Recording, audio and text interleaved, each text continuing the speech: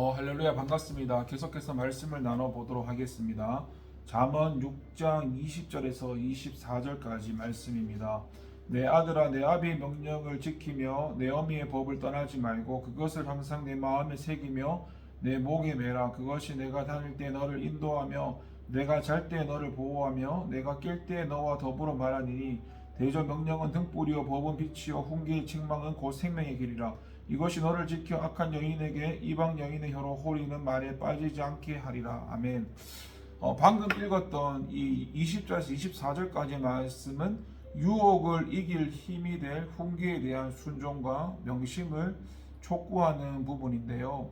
먼저 20절에서 21절에 보면 내 아들아 내 아비의 명령을 지키며 내 어미의 법을 떠나지 말고 그것을 항상 내 마음에 새기며 내 목에 매라고 가르칩니다. 여기서 이 아비의 명령과 어미의 법이라는 것은 지혜의 말씀을 의미하는 것이고 그것을 지키고 떠나지 말며 내 마음에 새기라는 말씀은 하나님 말씀을 모든 행동의 판단 기준으로 삼고 그 기준을 따라 생각하며 행동하라는 의미를 가지고 있습니다.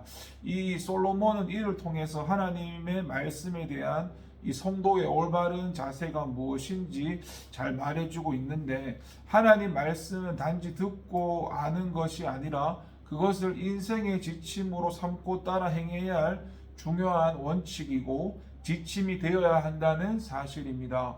오늘날 한국교회는 다양한 방법과 열정적인 태도로 말씀에 접근하고 있습니다. 교회마다 말씀 사경회를 열고 성경 통독을 비롯해 말씀 암송에 대한 다양한 프로그램을 가지고 있고, 최근 들어 성경 필사가 성도들의 큰 관심을 끌고 있기도 합니다.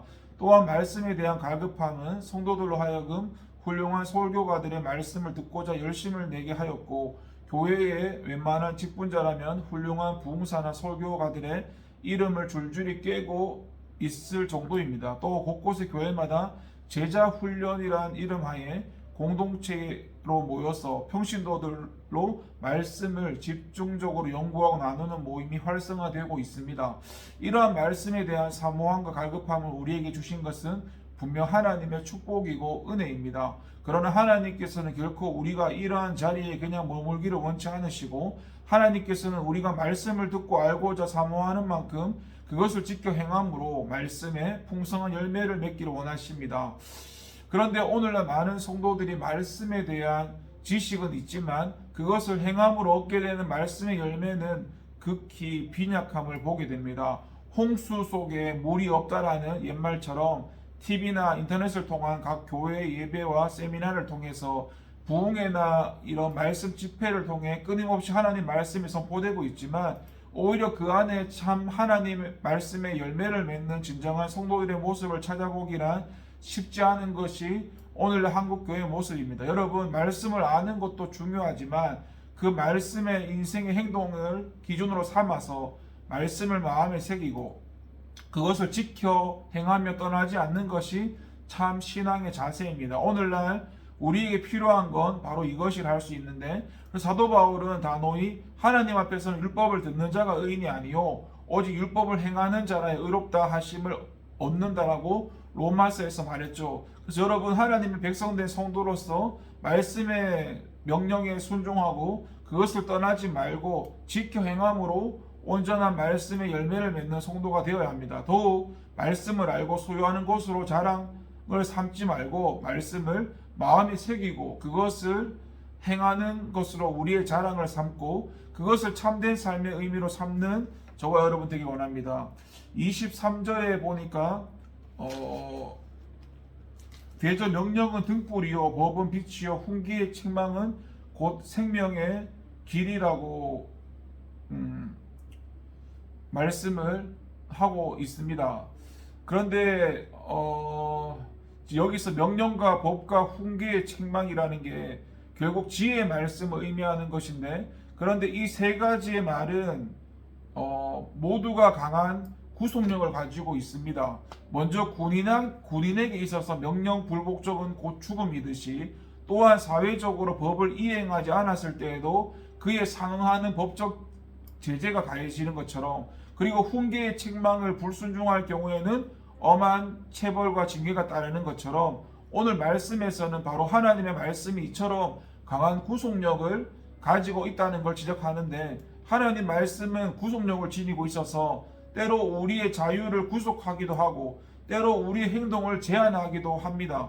먹어야 할 것과 먹지 말아야 할 것을 제한하고 해야 할 것과 하지 말아야 될 걸, 생각해야 할 것과 생각하지 말아야 할 것을 제한합니다. 그래서 사람들은 이것을 인간의 자유를 구속하는 억압의 사슬이라 생각하였고 인생을 불행하게 하는 것이라고 말하기도 했습니다. 그래서 시대가 발전할수록 이러한 인간에게 주어진 억압과 구속을 풀어 자유케 하는 것이 참 자아를 찾아가는 길이며 인간의 해방의 길이라고 생각하는 자들이 생겨나기도 했습니다. 그러나 여러분, 이러한 인간의 생각은 오히려 그들에게 참 자유를 주기보다는 죄와 방탕과 방종의 노예가 되게 하였고 그들의 육신과 영혼은 어둠에 사로잡혀서 오히려 더 큰 죄의 속박과 사슬에 얽어매는 결과를 가져왔을 뿐입니다.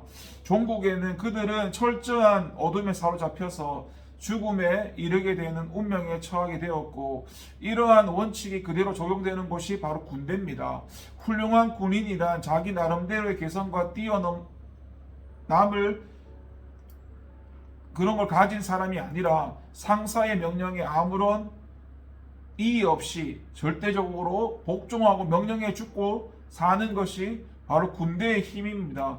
때로는 그것이 불합리해 보이고 옳지 않아 보여도 상명하복의 원칙이 얼마나 잘 지켜지는지가 그들의 생명을 보존하고 전쟁을 승리로 이끄는 힘이 되는 것처럼, 그러나 명령에 불복하고 자기 임의로 행하는 자는 군법에 해부되어서 그에 상응하는 형벌을 당하게 되어 있는 것처럼, 또 그러한 군대는 점점 무기력해져서 적의 침략에 대처하지 못하고 결국 그에 속한 모든 이들이 멸절을 당하고 마는 것이죠. 이러한 관점에서 보게 되면 바울은 성도를 그리스도의 군사로 비유하면서 내가 그리스도의 예수의 좋은 군사로 나와 함께 고난을 받을지니 군사로 다니는 자는 자기 생활에 얽매이는 자가 하나도 없나니 이는 군사로 모집한 자를 기쁘게 하려 함이라고 디모데후서에서 말씀합니다. 이것만이 성도 자신의 사명을 다하는 길이고 또한 그의 길을 생명으로 인도하는 유일한 방법임을 말씀했던 것처럼, 생명의 삶, 승리의 삶을 살기를 원하십니까? 그렇다면 그리스도의 말씀과 하나님의 뜻과 명령에 전적으로 복종하고 끝까지 순종하셔야 됩니다. 그러할 때 그것이 우리의 인생의 등불이 되고 빛이 되고 생명의 길이 되어서 영원한 생명과 구원에 이르게 할 것이고, 이 사실을 깊이 명심하고 참된 그리스도의 군사로 살아가는 저와 여러분 되길 바랍니다.